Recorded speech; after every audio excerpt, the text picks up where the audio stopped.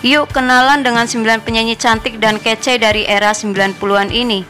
Media menjuluki mereka sebagai lady rocker karena mengusung genre musik rock atau slow rock atau pop rock dalam album-albumnya. Kualitas mereka tidak perlu diperdebatkan lagi. Bisa memukul nada F5 pakai suara asli tanpa falsetto adalah hal yang sudah jarang ditemukan pada penyanyi di industri musik saat ini. Siapa sajakah ke-9 lady rocker yang dimaksud? Berikut rangkuman selengkapnya.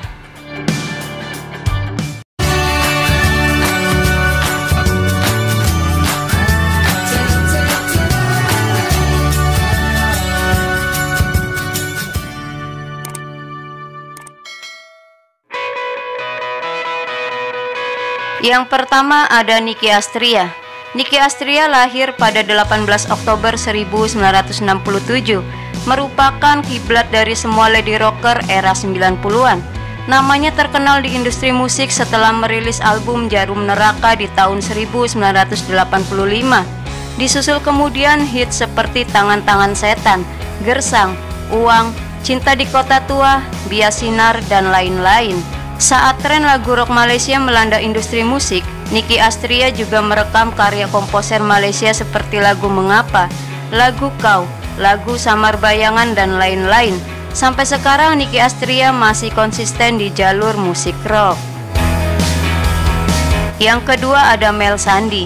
Mel Sandi lahir pada 26 September 1971. Sebelum dikenal sebagai seorang lady rock, Mel Sandi pernah merilis album pop namun gagal di pasaran.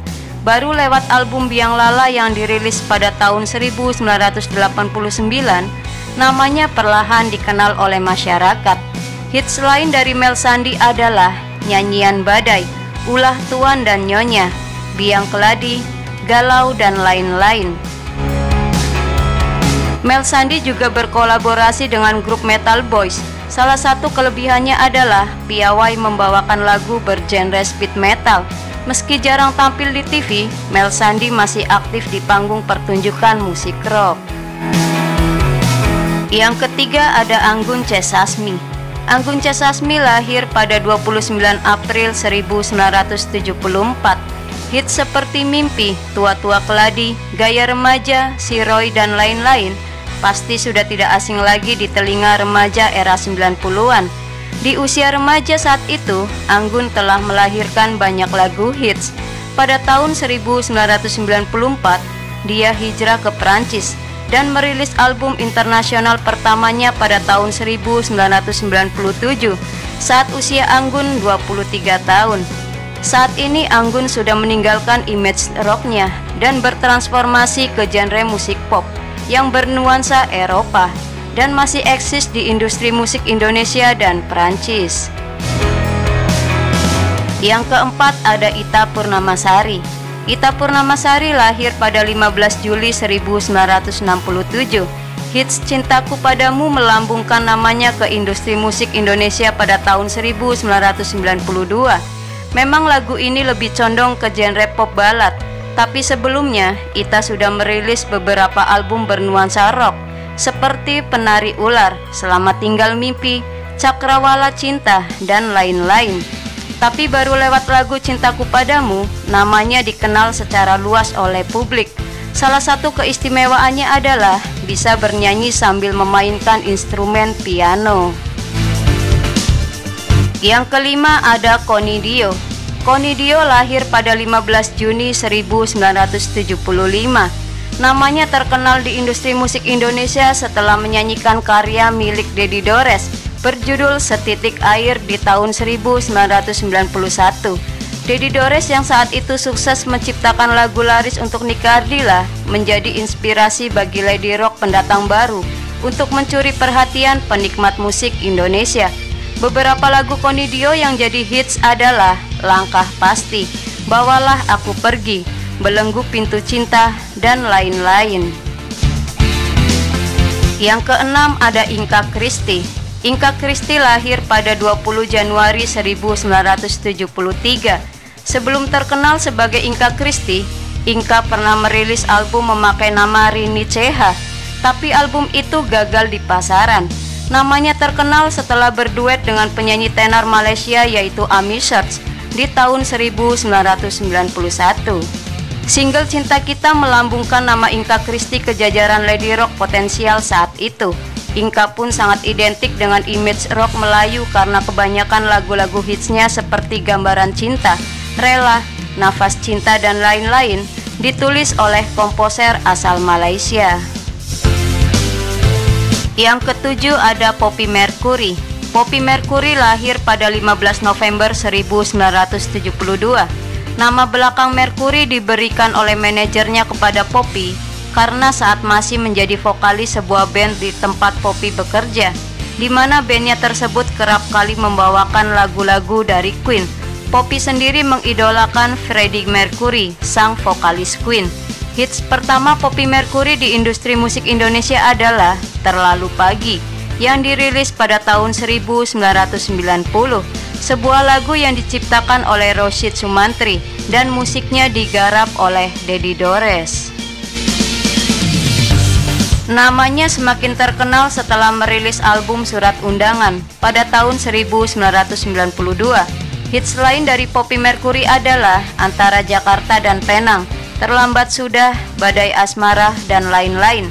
Poppy Mercury meninggal dunia pada 28 Agustus 1995 di usia 22 tahun karena penyakit radang tenggorokan.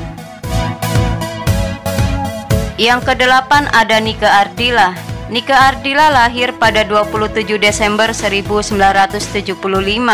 Dari nama-nama lady rock Indonesia yang telah disebutkan tadi, Nike Ardilla adalah penyanyi yang paling muda dan paling cepat perginya. Di usia 14 tahun, Nike Ardilla sudah punya signature hits di industri musik Indonesia, yaitu lagu yang berjudul Bintang Kehidupan yang dirilis pada tahun 1990. Album ini terjual hingga 6 juta kopi, sebuah album yang dirilis oleh Nike Ardilla saat Nike Ardilla berusia 14 tahun 2 bulan. Sebelum terkenal sebagai Nike Ardilla, Nike pernah memakai nama panggung Nike Astrina dan sempat merekam sebuah album di salah satu label saat masih berusia 13 tahun. Album itu batal dirilis saat itu karena satu dan lain hal. Dalam rentang karir singkat Nike Ardilla, Nike telah sukses merilis 13 album dan 21 film dan sinetron. Pencapaian yang belum bisa dilakukan oleh artis lain di Indonesia hanya dengan usia 19 tahun. Nike Ardilla meninggal dunia pada 19 Maret 1995 di usia 19 tahun karena kecelakaan mobil di Bandung. Nike Ardilla adalah legenda di industri musik. Bukti kebesaran namanya bisa dilihat dari banyaknya penggemar Nike Ardilla yang masih terus bertambah hingga saat ini. Yang kesembilan ada Ella. Ella lahir pada 31 Juli 1966. Sama seperti Connie Dio, lady rock asal Malaysia ini menjadi terkenal di Indonesia setelah membawakan lagu karya Dedi Dores yang berjudul Mendung Tak Berarti Hujan pada tahun 1991. Sebelumnya dia sudah terkenal di Malaysia sebagai vokalis sebuah band bernama The Boys dan sebagai penyanyi solo.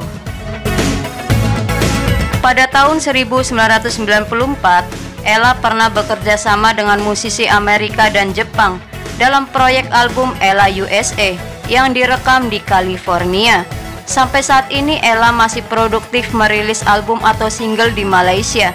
Pada April 2016 lalu, Ella menggelar konser 30 tahun berkarya dan masih bisa mendatangkan 10.000 penonton ke konsernya. Itulah ke-9 lady rock di era 90-an yang begitu fenomenal berkat karya-karyanya yang luar biasa. Semoga menambah informasi dan selalu bermanfaat. Lebih banyak tahu, tahu lebih banyak. Terima kasih dan sampai jumpa kembali.